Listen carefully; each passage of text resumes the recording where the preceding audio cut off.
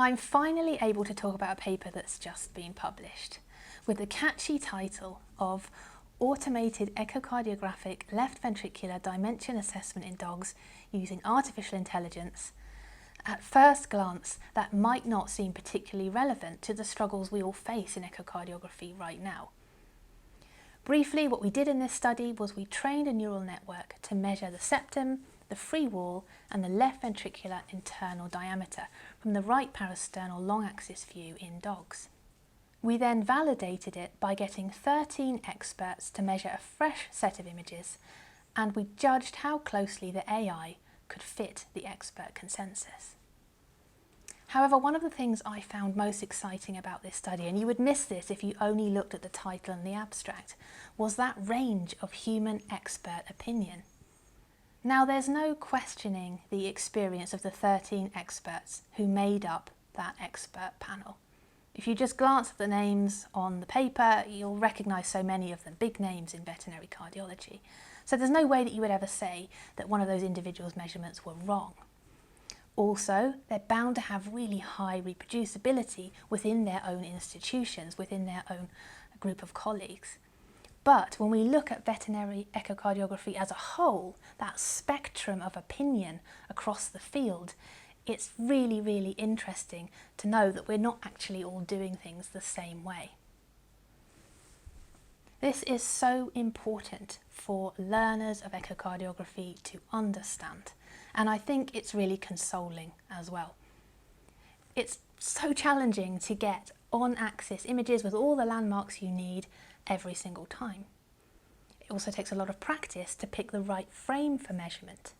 But even with these factors eliminated, experts don't all agree on how to measure. So imagine how hard it is for first opinion vets or emergency veterinarians who are not working within cardiology departments, trying to piece together information from textbooks, from courses, from lectures and from other colleagues. It's no wonder that so many vets feel so unsure about their measurements in echocardiography. I've lost count of the number of vets I've met who are performing quite difficult measurements like LA-AO ratios, LV diameter measurements in things like M-mode with no support or mentorship whatsoever, because they've been told that these are cornerstones of echocardiography, that the echocardiogram is not a real echocardiogram if they haven't taken these measurements, and because they've looked at papers that have said these are really reproducible measurements to take. All of this is to say, performing measurements in echo is not easy. If it was straightforward and intuitive, then all of those experts would have agreed perfectly with one another. Don't feel pressured into performing a measurement if you know it's not going to be reliable on that particular patient.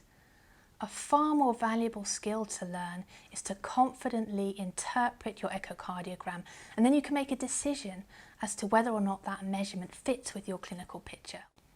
If you'd like to learn more about a community of veterinarians who are all working together to improve their confidence and raise their standards in echocardiography, there's a link in the description below where you can read more about joining our programme.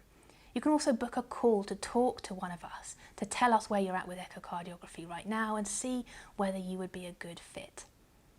I've also included a link to an article I've written that gives you a few simple steps that you can follow to improve your own reproducibility.